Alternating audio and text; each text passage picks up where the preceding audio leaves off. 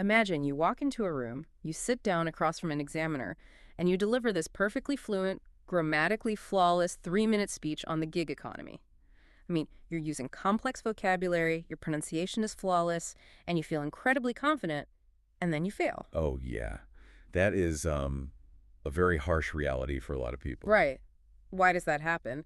Well, it's because you treated the EOI C1.2 speaking exam like a chat at a coffee shop, and fluency isn't actually what they are testing. Yeah, that is probably the most common pitfall for candidates at the C1 level. There is this, I don't know, romanticized idea that advanced language mastery just means the spontaneous, unstructured flow. Like you're just riffing. Exactly, like you're just having a natural conversation. Yeah. But an official diagnostic exam is, well, it's the absolute definition of a highly regimented performance. Yeah. You are being evaluated on your cognitive ability to manage and organize the flow of information under very, very specific constraints. Which brings us to the mission for today's custom deep dive for you, the listener. We are cracking the code of the EOI C1.2 speaking exam, specifically that terrifying double-header Task 1A, which is oral mediation, seamlessly flowing right into Task 1B, oral production. The big pivot. The big pivot, exactly. We have the actual grading criteria, the candidate cheat sheets, and we are going to tear apart 2 real specimen cards today.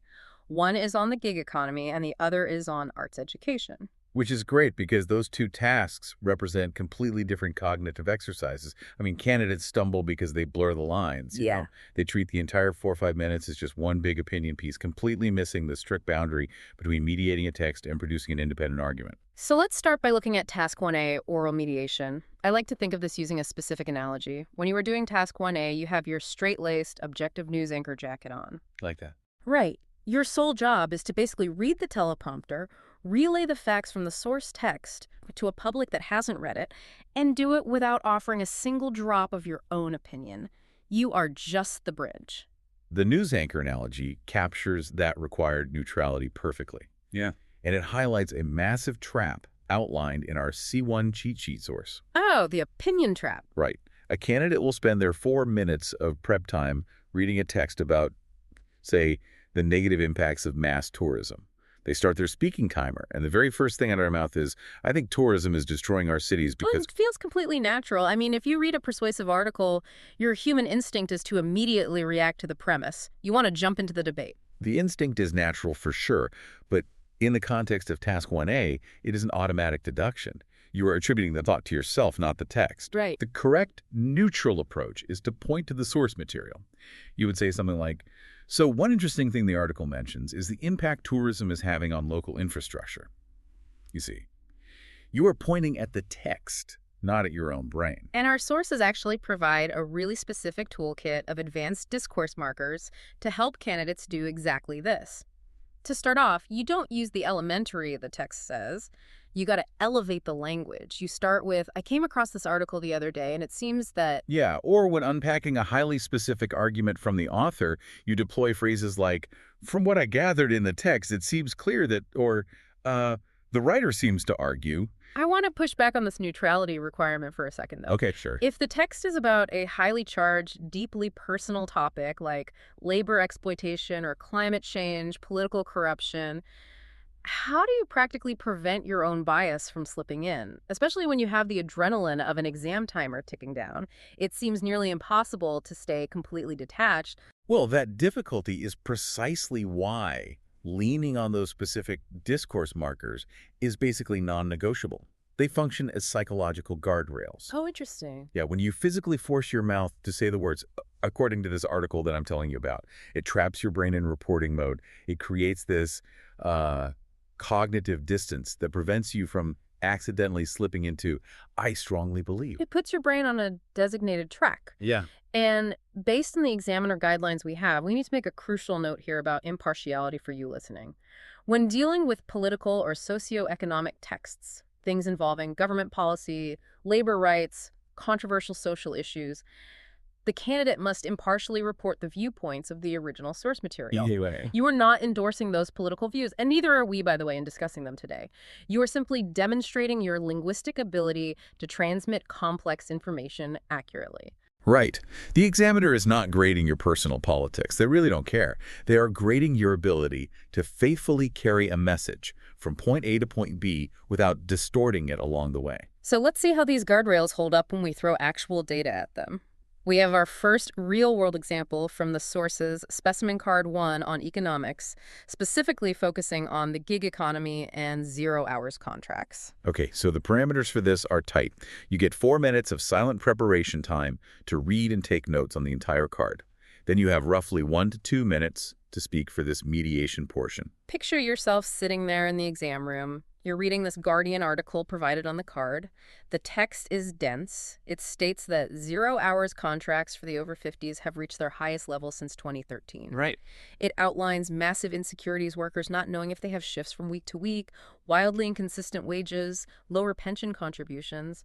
It even highlights age discrimination, noting that older workers possess a wealth of talent that is just being sidelined. And there's more on that card, too. Right. Another section of the card mentions the platform Uber growing from 70,000 to 90,000 workers.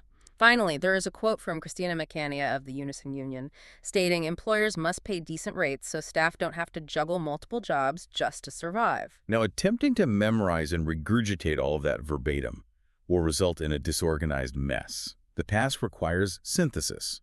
You have to group those data points logically and introduce them using your mediation toolkit. Okay, put your news anchor jacket on for me. Walk us through how a top-tier candidate executes this synthesis. Sure, so you set the scene for the examiner casually, as if sharing something interesting you just read. You go, I was reading this article the other day, and apparently there's a huge spike in older workers relying on zero-hours contracts. From what I gathered in the text, the writer seems to argue that this is hitting the over 50s particularly hard, which is a waste of their accumulated talent.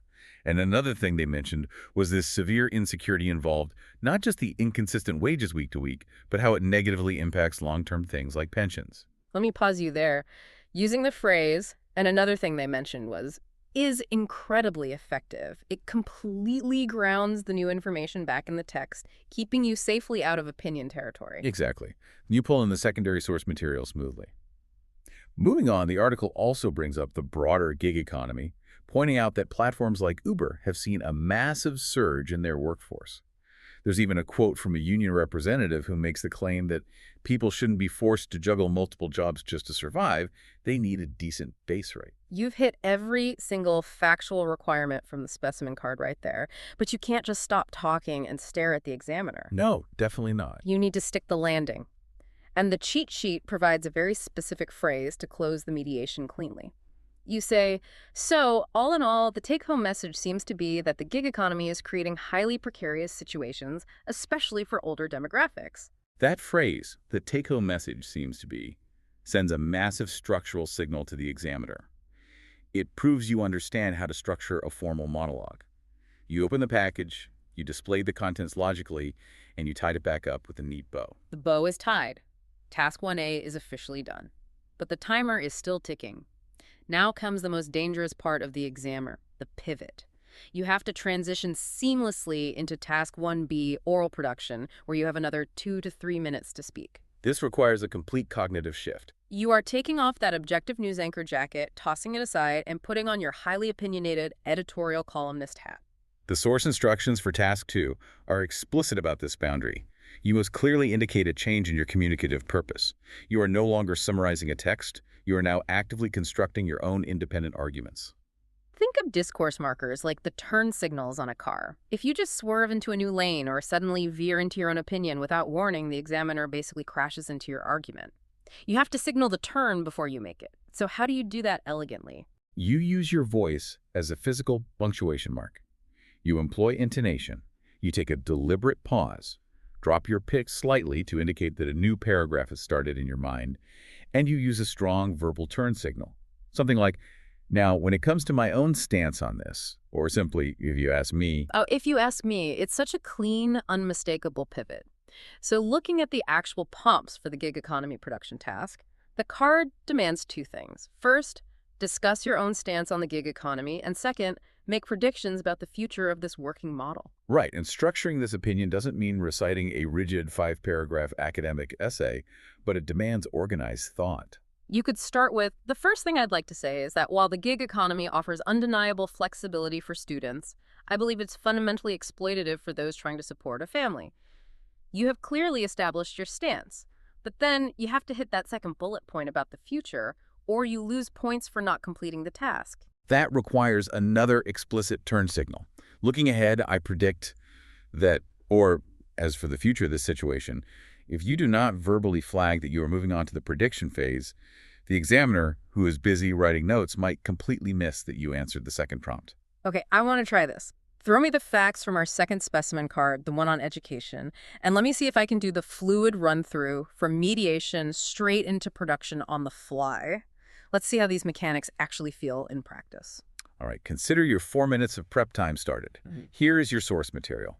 It's an American Psychological Association study conducted over a decade focusing on arts education. Okay. The key findings state that students exposed to a broad arts curriculum, specifically visual, performing, and literary arts, achieve significantly higher scores in core subjects like numeracy and literacy. Got it. Furthermore, the data show decreased odds of school suspension. The underlying argument of the text is that arts funding shouldn't be squeezed out of standard curriculums. Okay, prep time is up. The examiner nods. I start in neutral mediation mode.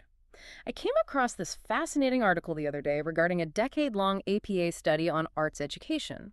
From what I gathered, one major point they made was that exposing students to a broad arts curriculum actually leads to significantly higher scores in completely different subjects like math and literacy. Nice. And on top of that, the text explains that it even decreases the odds of behavioral issues like school suspensions. So, to wrap things up, the main takeaway seems to be that we need to stop squeezing the arts out of our school budgets. Excellent mediation. You attributed the claims to the study. Now signal the turn and hit the production prompts. Deep breath, slight pause. Now, if you ask me to what extent education in our country currently meets young people's needs, I'd have to say we are falling severely short. The first thing I'd like to say is that our current system is obsessively focused on rote memorization and standardized testing, completely ignoring the creative problem-solving skills that the article just highlighted. Great structure. Turning to what the situation may be like in the future, unfortunately, given the current economic climate, I speculate that arts funding will continue to shrink, leaving us with a very one-dimensional, uninspired generation of students. Flawless execution. What makes that run-through so effective is how satisfying and professional the transitions are. When a candidate intentionally drives the conversation using those structural markers, they take control of the room. They aren't waiting nervously for the examiner to prompt them with, "And what about the future?" Right, you are holding the steering wheel. But doing the structure right is merely the baseline for passing.